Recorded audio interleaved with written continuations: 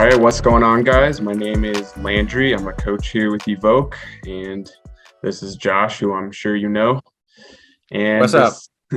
this is the first podcast that we're going to do where we are answering your training questions from Discord. So we've started a new thread in Discord. If you're not in Discord, join the Discord. It'll be in the description below. We talk training, we share pictures, we do anything imaginable, just as long as it's related to bikes. It's awesome. Go ahead and join it. But anyways, this is a new podcast we are doing where we will answer your questions in the Discord. So there's a thread called Discord Dojo. You can answer, or you can ask any question and we'll answer it. If you don't know me, I joined EVOQ as a coach about a month ago. Prior to that, I was running my own coaching business, and Brendan talked me into coming to EVOQ.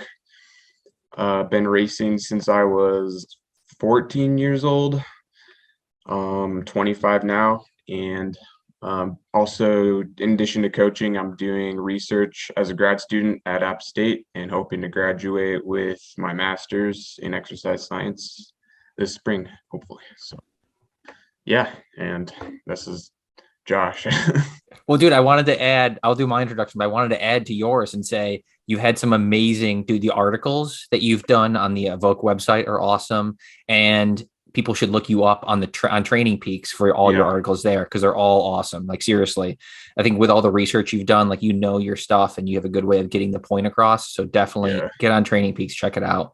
But Josh, cyclocross, mountain bike, road, gravel guy, and Landry, this was all Landry's idea with these questions submitted by all the users and the athletes, and he was like, let's do this, and this is a great idea. So I'm happy that you brought me in here, man. Yeah, we'll see. This is I think my first podcast I've ever done, so we'll see how it goes. Be patient, be kind to me. You're killing it so far, man. Okay, so we picked 4 questions out of the Discord this time. And they're all sort of interrelated, sort of to base season or high intensity interval training. So yeah, we'll just jump into it. So first question is from Steve Harris, and he says, Zwift racing is taking up the spot where traditional cyclocross and off-season / base training occur. Wout van Aert and Mathieu van der Poel seem to be racing year-round. Patrick Wall as well. Is this sustainable with mid-season breaks? Maybe as long as you try to stay polarized, this will help with burnout. Lots of thoughts here. So, yeah, he's asking, is it sustainable to race year-round without burning out? I mean, I think it depends. There's different ways of answering this, right? Like everything, like all these questions, it's going to be, and it depends. It depends on what your goals are. You know, like if you enjoy racing on Zwift, if Zwift is your thing, then yeah, you could figure it out. But if your goals are to upgrade in the road or upgrade in cross or whatever, or something outside of Zwift, then probably not. I think it can be a good tool in an athlete's tool belt to get some Zwift racing in, but I don't necessarily think racing all season long as your intensity. It's like I kind of see Zwift racing as like the group ride, where it's like this gray zone where you're not really getting your intervals in and you're getting extra zone 1 and you're not really riding endurance, but it's fun. Like, there's a place for it. So what are your thoughts? Well, I agree with the Zwift racing. It kind of usually ends up being sort of like a sweet spot workout, which I'm not a huge fan of, unless you go and do Alpe to Zwift and just go balls out for like 45 minutes. But that's a good threshold workout if you want to kill yourself. But yeah, I don't know. I think maybe not year round, but I think you can definitely combine like cyclocross season and then road season. You just have to really periodize it right. I mean, because we see obviously Wout van Aert and Van der Poel, they're killing it in the road season and they're killing it in the cross season, but they also take breaks and they periodize it and they return to the base season. I tend to stock guys on Strava. So, and just anecdotally, I remember Wout Van Aert, he'll take like a couple weeks off after cross season, and then he'll like go to a training camp and he'll just do base miles, like in February. And then, so he's not like just racing year round. He's making sure that he takes the breaks and that he does the base training. And that just builds up, because if you're just doing max efforts and like racing year round, that's sooner or later that's going to catch up with you and you're not going to be improving anymore. For sure, dude. That's like, I think of like, I don't want to take a shots at Miami, but I'm saying those guys do like the group rides year round. Like I know some guys down there and they're like, yeah, I feel like my fitness is kind of plateaued. And it's like, yeah, because you're doing the same rides over and over and over again. Like you do need to periodize to get that time to have those peaks and valleys. And then also I wanted to say, speaking of like Wout and Vanderpool, and you got to throw Pidcock in the mix as well, is like those dudes all are also outliers, and this is like kind of when I talk to all those, I've done these interviews with the cyclocross guys and they're all like, yeah, dude, like I would love to be there. Like those dudes are just on another planet, And then also like you look at those dudes aren't doing a full season. It's not like they're doing their full road season and then doing a full cross season. Like they're picking and choosing what they want to do. Like Wout just came back. Yes, Wout did just win his first 2 races back, or was it 3 races? No, 2. Was it 2? I don't know. But yeah, so it's like they do have like strange seasons. Yeah. I mean, I think even Tom Pidcock, he just started racing too. So they're not going straight from, like, Wout didn't go straight from Paris-Roubaix to 2 weeks later starting to race. Yeah. Plus, if he had done that, I mean, he would have been destroyed, because he raced the Tour, and then he raced Worlds, and then he raced Paris-Roubaix, and you have to take those breaks. And you also got to work on different skills, because I mean, I talk about this a lot, but you just have to, I actually think I have a blog post coming out about this, but you have to work on the basics too. You can't just always be hammering it. And if you can get those foundational skills of just being an efficient bike rider, building that aerobic base, and then layering on top of the intensity, you're going to get stronger year after year, as if you're just versus just going hard all the time. For sure, dude. And I think for me, and I'm curious of your opinion on this, is like a mental break. Sometimes it's nice to just take a break from doing like hitting all those intervals, like you look forward to base season, you look forward to just doing some endurance rides, and you have some intensity in there, but it also makes you mentally hungry for when those intervals are going to hit, So yeah. So, I mean, well, how would we sum this up? You think what's the answer? I think racing year round, like the whole year, is not realistic. I think, maybe you could do 2 seasons if you periodize it properly. But that you have to take breaks, and you have to make sure that you periodize it, and that you sort of, instead of looking at a whole training year, like a whole 12-month training year, that you kind of look at it as maybe 2 6-month training years, is the way that I would put it. I think a little planning goes a long way, and not to EVOQ can help you with that, but any coaching can help you with that. I'm saying, I think just doing some planning or do some research on your own. If you really want to throw your Zwift races in and you want to do your road racing and you want to race cross or whatever, put some planning in there, But yeah, it can definitely get kind of complicated when you're racing multiple disciplines. I mean, I know I coach a guy who does cross, but then he also wants to do gravel racing in like April and March.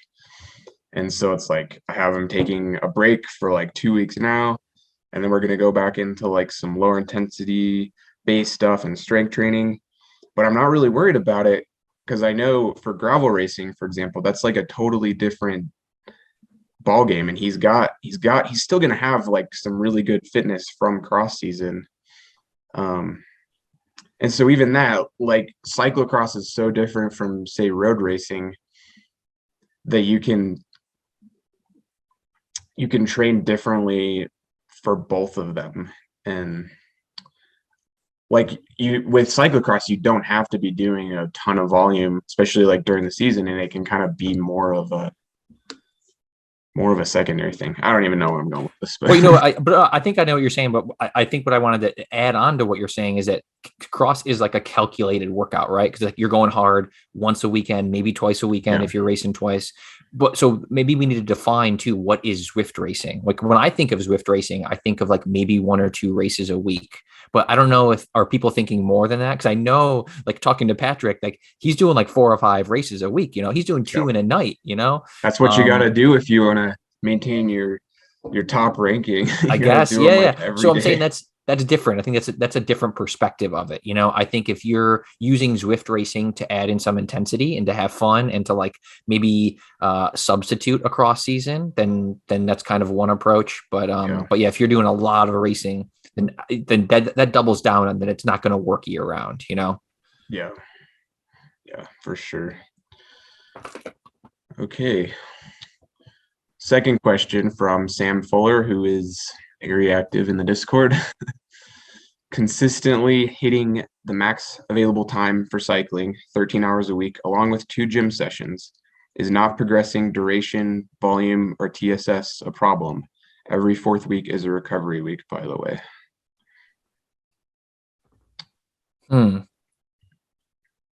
You kick this one off, man.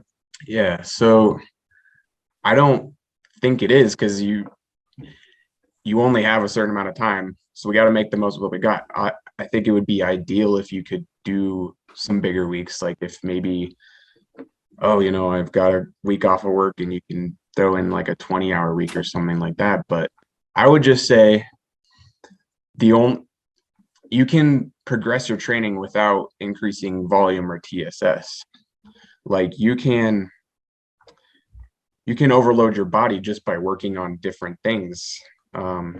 Even you look at it, it's like, oh, well, this January I'm doing 3x10 threshold intervals at 330 watts. Last January I was doing 3x10 minute threshold intervals at 290 watts. I mean, that in and of itself is an overload. Even though you're not doing any more volume, that's still a progression, because we always talk about with training that if you want to get stronger, you have to progressively overload. I think people think that, oh, you got to be increasing volume in TSS, but there's a point where you can't do that anymore. It doesn't work that way. You don't just start out, oh, I'm going to do 10 hours this week, and then I'm going to add an hour every week. And then by the time March rolls around, you're doing 40 hours a week.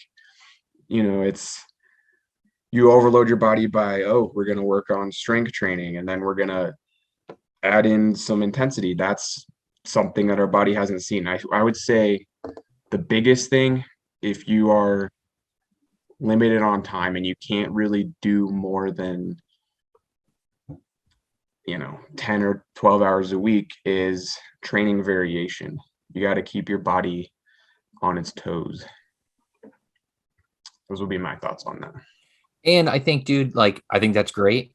I think you hit the nail on the head there. I would say also too is like, I don't stress too much on like specific TSS. I'm not saying you have to have a TSS that's 75 and then we got to do the workout that's 90 next week and then we're doing 110 after that.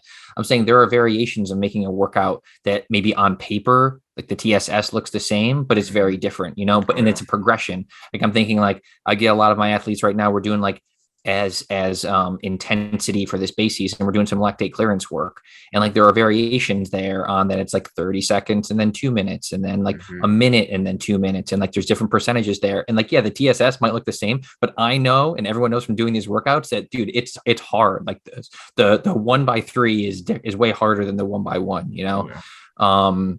So yeah, and so I guess I'm just doubling down on what you said of like that progression that it's unless you have an unlimited training time and like, yeah, you can really add the hours and you can really fine tune it, all this and that. I think just being consistent, getting the hours in, pushing yourself where you can, getting some variety in there. That's really what matters. And then also, dude, I think you touched this, you had so much good stuff there, but if you're doing your 90-minute endurance ride or 2-hour endurance ride, I'm just saying, like, this is like a lot of the boat that my athletes are in. Like during the week, we're getting like a 2-hour endurance ride in, maybe like before or after work, and we're doing that at like 65%. And then maybe a couple of weeks later, we're trying to nail that at 70%, and then we're trying to nail that at 75%. Like, so there is a progression there, and like the TSS is kind of it is increasing, but it's kind of marginal. But still, riding 2 hours at 75 is definitely harder than at 65. So yeah, I think that there are ways that within the confines of whatever your Mhm. hours are to find variety and variation there. Yeah, for sure. And I'm definitely, to me, with my background, I'm more concerned about what's actually going on in your body rather than these arbitrary things that we've made up. Your body doesn't know what its CTL is or what its TSS is. It just knows, crap, this is really hard. Like, and it's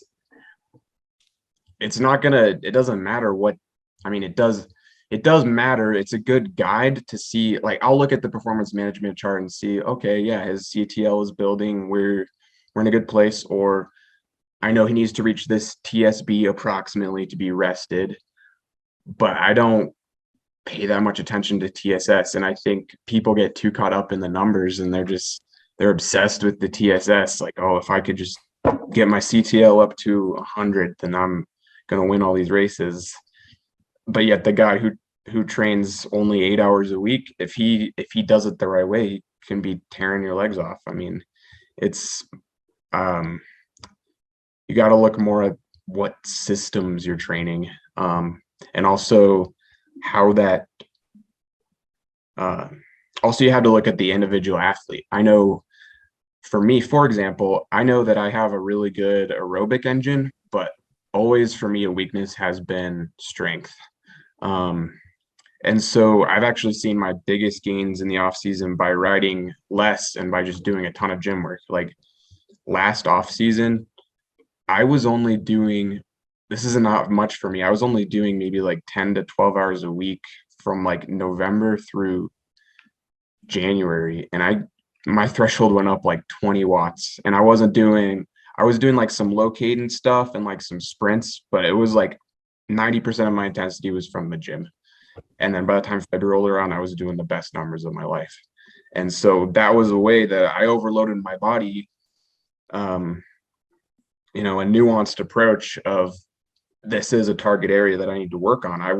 My TSS was really low, but I saw that progression. So, if somebody has a really big weakness also, I mean, you could be doing half as much TSS and get stronger.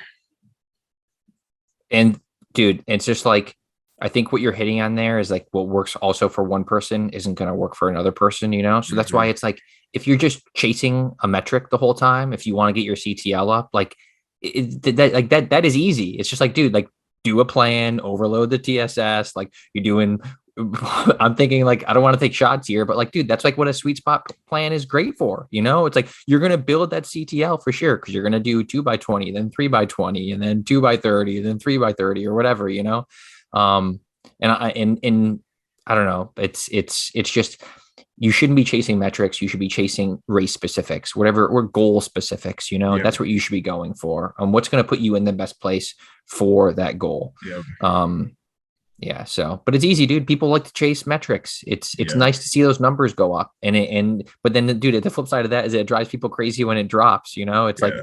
It's like taking that leap of faith when you're like, okay, I'm not gonna focus on it. Yeah, totally. I mean, this goes back to me stalking pros on Strava, but there's, for example, like Remy Cavagna, he only trains like as much as I do, and which is not at a world tour level, like 700 to 800 hours a year. And there's other guys, there's like Richie Port who's doing like 1400 hours a year or something like that. He's doing like 30 to 40-hour weeks. And it's just, there's no one way to do it. There's so many different ways to do it, and everybody's completely different. Um, you just have to figure out what is the thing that you need to focus on. And I think even if you're doing, especially if you're doing like shorter amateur races, volume, I mean, volume is important, but it's not the be all end all. I mean, if you can do more volume, that's going to make you stronger, but that's not the only thing that matters. You know, dude, what I always say, about, I say this more for strength plans, but it's just like for all training in general, is like the best training plan for an individual is the training plan that they're going to do and that they believe in. So whatever that is that you believe in, like do your research, don't just find out what you believe in, what works for you, what works with your life and your work and your friends and family and all that, and then go and do that. Like don't focus on all these things, that these metrics and these hours and all this. Like you're going to get faster. Just find out what works for you and then trial and error. Like that's also, again, like this isn't an infomercial for coaching, and I'm not saying it's gonna be any coach. Like that's where a coach is good to like bounce ideas off of. And just like Landry said before, like we aren't chasing metrics, we're chasing, how do you feel? How did the body adapt to this? Like those are the things that we're tracking over time. That a number, there is no number that does that, Yeah, I mean, totally. I think we've lost sight of how things actually feel. And that's huge. I'm guilty of this. You just look at the power meter, the heart rate. It's just like, oh man, my heart rate's way higher, but I feel so good. I mean, for example, last off season or a year ago, last off season, my heart rate was jacked all the way up until January, but I could feel that I was building towards something great. I could feel like, okay, I feel really strong. I think once I get that aerobic fitness up a little bit, I'm going to be doing really good numbers, because I could just feel on the bike. I just felt so strong and powerful. And it was like, once I start doing a little bit more intensity and get my aerobic fitness back up to meet this muscular strength that I've built, I think I'm going to be in a really good place. And that's exactly what happened. Like listen to your body and what you feel you need to work on.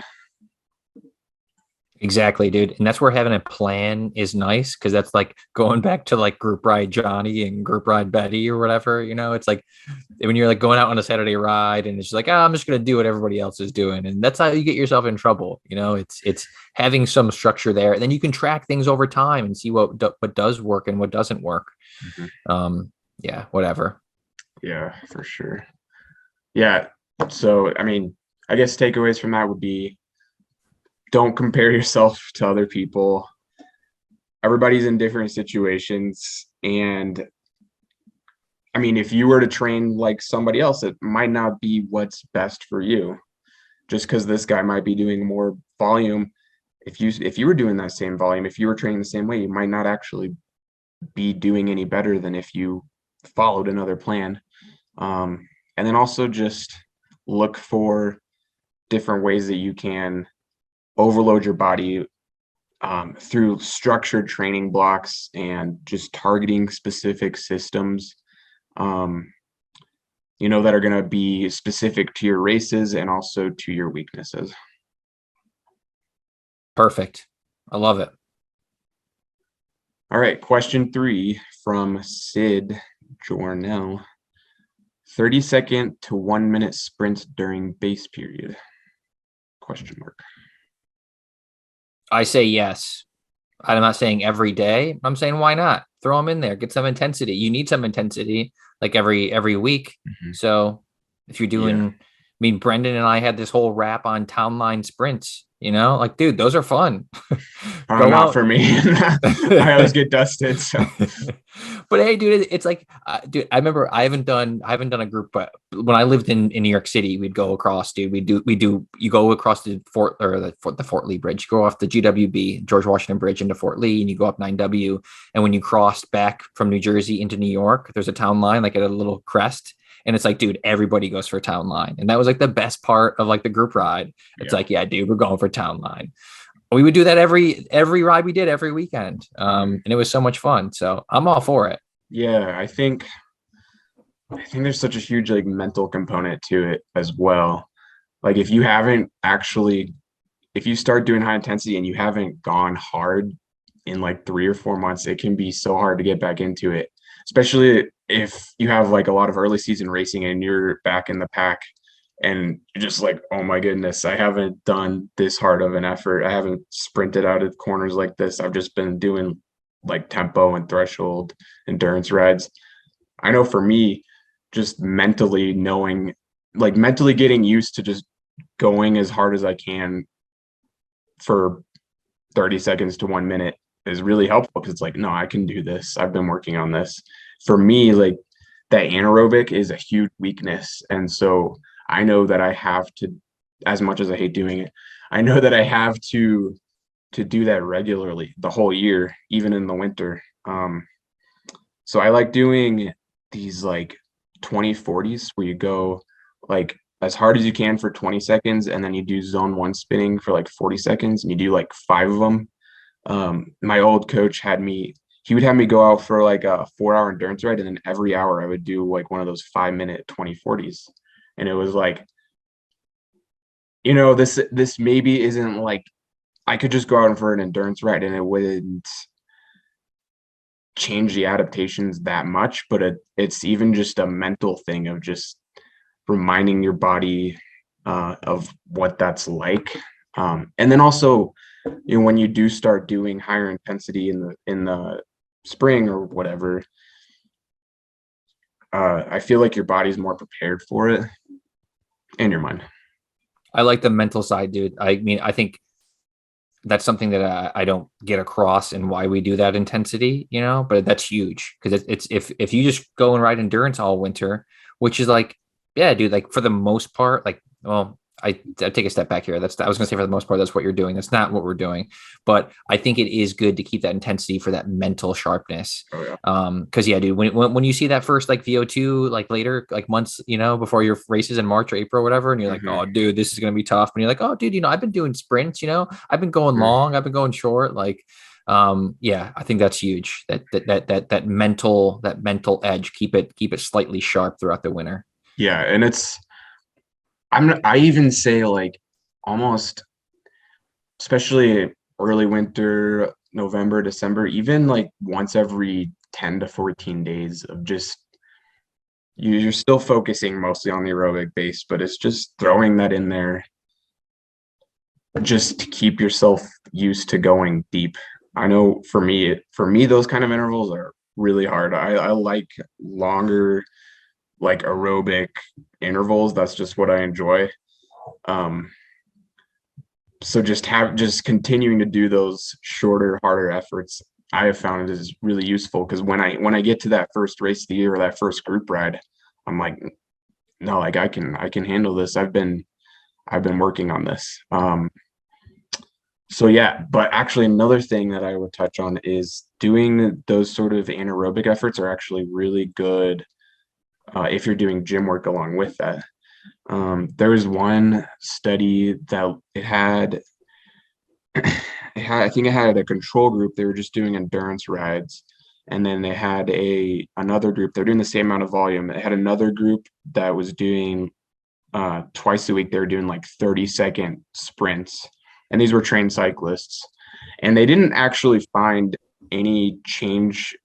I don't think the study was long enough to find any change, but they didn't actually find any change in like power numbers, but they found an increased EMG activity in the muscle, which basically means they had better motor unit recruitment. So I really like to combine like sprinting with gym training. It's kind of similar to what like track sprinters do. They'll do a lot of these, I mean, they'll do a ton of gym work, but then they'll do these short sprints, and you're training your body. You go in the gym, you build these really strong muscles. But then you need to teach those muscles to pedal a bike. If you don't actually do what's specific to your sport, then then it's not going to do any good. And so doing really short anaerobic efforts is like requires a lot of neural activation. And so it's basically just you're teaching your muscles, you're using the strength that you're building in the gym to enhance your bike training. So I think, yeah, sprinting in the winter, especially if you're doing base training, is also really effective. I got two things here, man. First, I believe you have that neuromuscular blog coming out. I think it'll be out before It'll be out now. People Yeah. are listening to this, Yeah. which is dope, dude. That whole write up is awesome. So anybody should check that out. That'll be on the EVOQ site. And I just rode this past weekend. I was riding mountain bikes with my buddy Travis, and he just started doing gym work for the past month. And we were doing some like short efforts on some technical climbs. And he was dusting me. I felt terrible. He also felt really good. He was just like, dude, like the heart rate is pretty low. The RPE is like crazy low. He's like, do you think it's from the gym work? I'm like, dude, 100%. Yeah. Oh yeah. And he's just like, oh man, this is his first season. He's done it too. He was just like, oh man, this is awesome. I should have done this so long ago. Yeah, it's especially for guys who have been riding for a long time and they have that aerobic fitness, you just add on the gym and it's like it just takes them to another level. It's it's just so interesting to me. My undergrad was actually in strength and conditioning, and it's you look at all these other sports, and this is kind of a tangent, but you look at all these other sports and they do strength training because they know if I lift super heavy stuff in the gym that I can't do anywhere else, it's going to make me a better sprinter, or it's going to make me a better gymnast, or it's going to make me a better, you name it. And it's the exact same. Cycling is no different. If you can overload your muscles in the gym, you're going to be able to produce more force. You're going to be able to produce more power. That's not even touching on, the injury prevention or like bone density or hormones or anything like that, or just feeling like a normal, healthy person. Um, yeah, the gym is awesome. So If you have gotten a PFA from me, or if you do get a PFA from me, I will, and you don't do strength training, for every PFA I've ever done, I always say, this is low hanging fruit and there's no reason that you shouldn't be doing this. Like, just get in the gym, or don't even have to get in the gym. Just do something body weight. You can do anything, yeah, low hanging fruit for sure. yeah, it doesn't even take that much time. You twice, especially if you don't do it twice a week, like 45 minutes to an hour.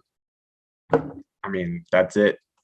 I think people, as pain-seeking cyclists, we have this mindset of you have to spend hours and hours and hours to get stronger, but the gym is a completely different sport.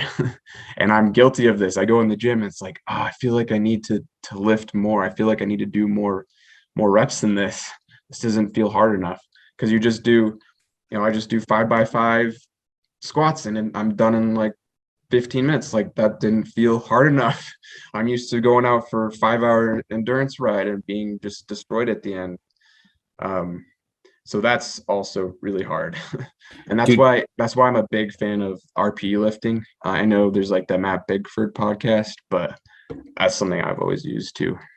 and I was going to say too, dude, just to piggyback off of what you're saying, and I know you have your own plan and I got my plan, and that's why I think having a plan going into the gym, not to complicate things. I'm saying I think you should do something, but having a plan going in of like 5 workouts, because otherwise you get in there and you're like, I should be doing more. And then you're in there for 2 hours or 90 minutes or whatever. And it's like, Yeah. you don't need that, 45 minutes to an Mhm. hour. Like, and just like you said, Landry, like you're probably doing more than you think with less, like I have 5 workouts on my session. Sometimes it's only 4.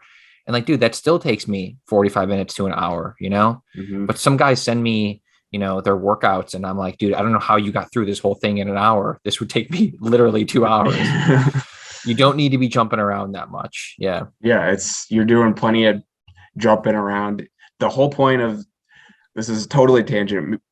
We should probably talk about this more in another podcast, but the whole point of the strength training is it's not endurance, it's neural. It's just training your mind and your muscles to work efficiently. And it doesn't take long. It's like, I don't know, it's almost as if you do your math homework for 15 minutes a night. You're just reminding your brain, like, this is how you move these muscles in an efficient way. I don't know. That's my analogy. That's great, dude. I don't know how we got on this strength tangent, but I think we answered the question. Yeah. Do hard efforts in the winter. Just don't do them all the time. Still focus on the base. But throw in the intensity. Even once every couple weeks, go on the group ride. It's fun. It'll keep you with the leg speed, get some hard efforts in. For sure. Um, There's a social side there, dude. Not to go too much more into this, but I'm Absolutely. saying like this. We'll end it here, but with this question, I'm not. No, none of us at Evoke are against group rides. I'm saying it's fun. I'm just saying you shouldn't be doing those all the time. Mhm. That's it. I love group rides. Don't get me wrong. It's just finding a way that like it's not all the time and something you look forward to. Yeah. Yeah, that's another tangent. This is like the guy who wants to hire me, but he's like, yeah, but I really want to do these 2 group rides on Tuesdays and Thursdays and also on Saturday. And then I want to go out and do, and then I want to go out and do this climbing ride that I always do on Sunday up this really hard climb. And it's like, okay, well, if you hire me as a coach, the only thing I'm going to give you is recovery rides because that's way too much. Yeah.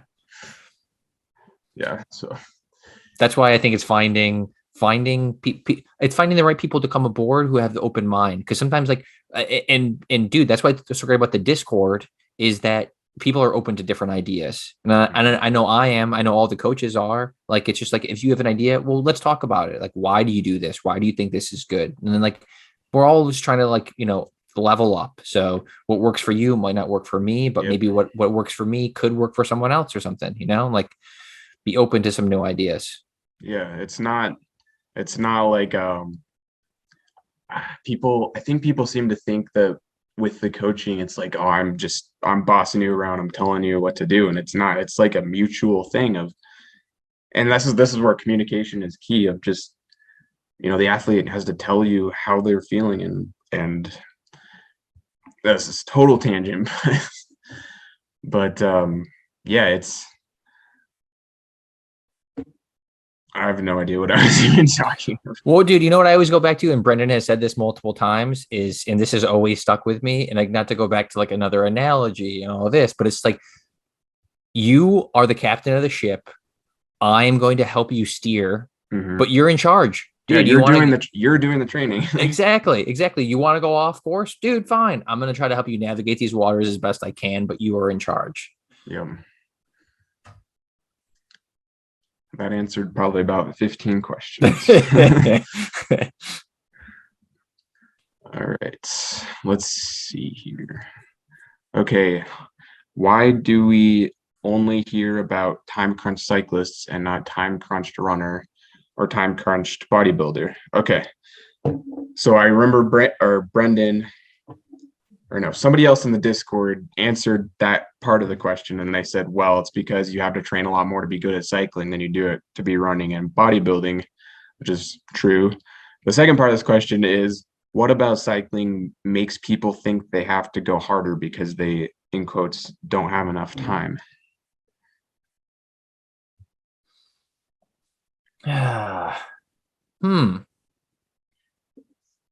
What are your thoughts?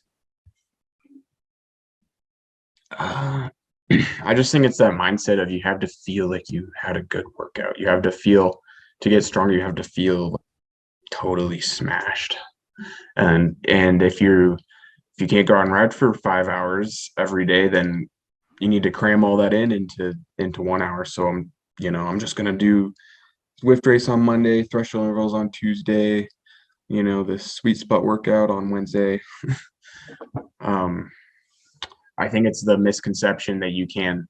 I think it's a misconception that you can supplement or that you can replace volume, which there are certain ways we can get the most out. If you're limited for time, if you're time crunched, there are ways that we can get the most out of that time. At the end of the day, if you can train for 20 hours a week, that's better than if you can train for 10 hours a week. I think it's the belief that just because rather that you can cram more volume into less time by going harder. Yeah, no, dude, I think you're exactly right. And I think want to elaborate more on what you were saying, that if someone does have time crunch, yes, I think that there are ways that we could, maybe we throw a little bit more tempo work in there at the higher endurance zone, but it's not like we're saying, okay, we're going to give you intervals 5 days a week, like that's not going to be the case. But no, dude, I think you nailed it. And where my mind goes on this as well is when you see people on Strava. Like I love Strava, don't get me wrong, but people that go out there are getting a KOM every single ride, and you're like well, Brendan. Well, yeah, but I'm saying, but Brendan is also like, I'm saying his whole KOM hunting season didn't help our cause here. But outside of that, like, yeah, like like, yes, maybe if you're riding in the suburbs when he was in Tennessee or whatever, then maybe he's getting some other KOMs there. But what I'm getting at is you don't have to go out and get a KOM every time. You know, Yeah. it's that's not, you don't have to KOM hunt. Go out, do your endurance rides.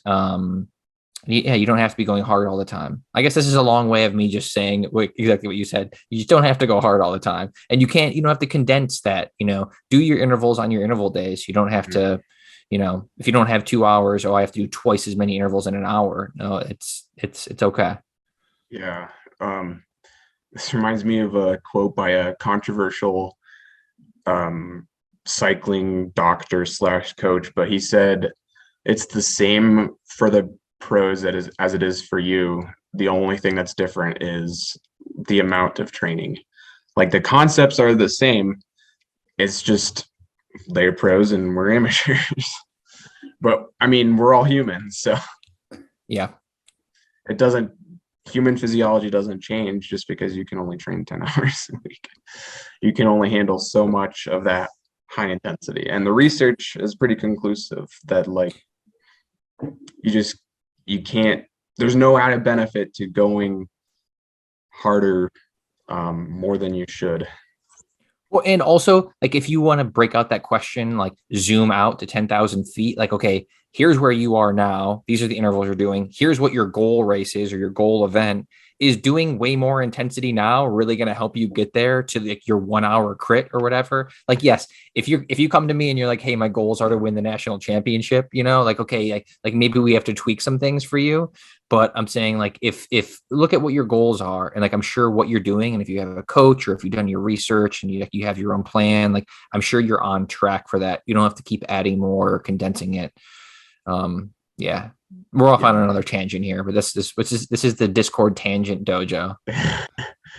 Yeah, I think that's also where it's super helpful to have a coach because that's my tendency is I always feel like I need to be doing more. It's like, should I do this extra day of intervals because I feel like I need to be really smashed before I take this rest week? And it's like, no, is doing this workout actually gonna give me anything more over going and doing an endurance ride or something like that? And you need to more often than not, I find that with coaching with my athletes, it's harder to tell them to hold, or it's harder for them to hold back than it is to go hard.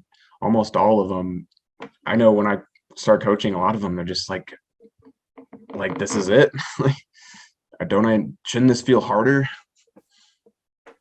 No, not always, man. That's it. Well, I can't remember what the exact quote was that Brendan had. It was in a podcast or something. It was like, make your easy days easier so your harder days can be harder. I think that's what it was, something like that. And it's like, that's kind of the truth of it, like you don't need to be going hard all the time, but when you should go hard, you should be going really hard. Mhm.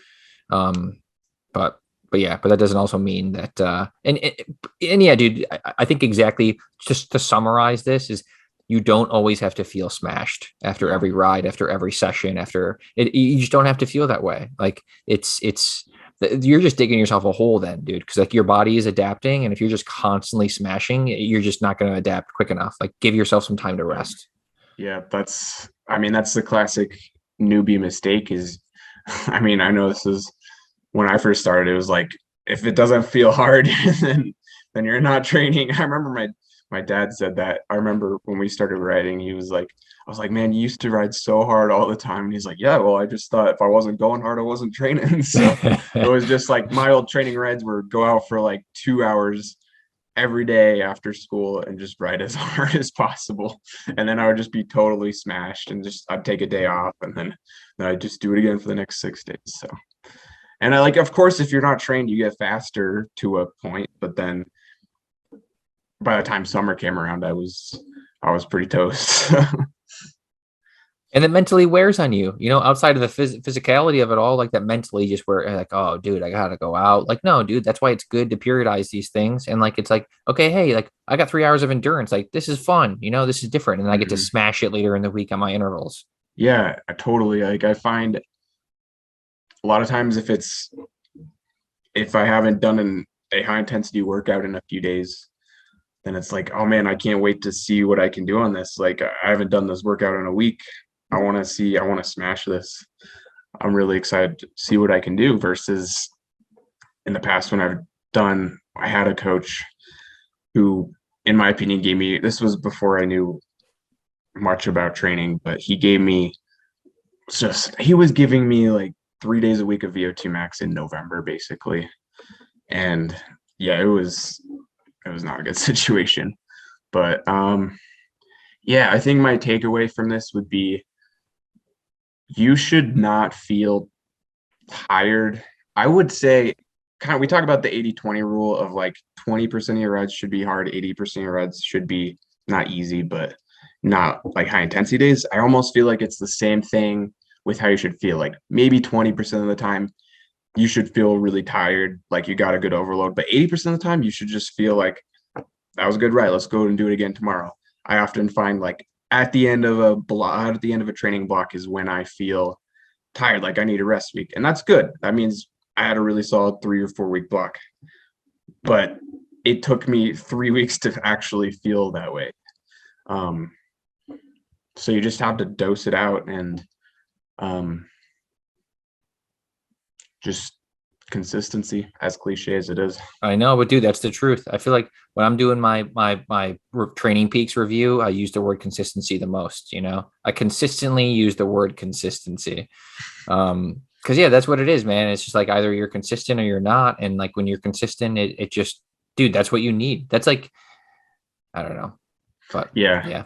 And I mean, you're not going to be consistent at a point. You're not going to be consistent if you're always smashing it, because you're going to, sooner or later, even if you continue to just plug away, your quality is going to go down. And I mean, you're going to be consistently overtrained at that point. So, yep. For sure, man. All right. Let's see. I think that was it.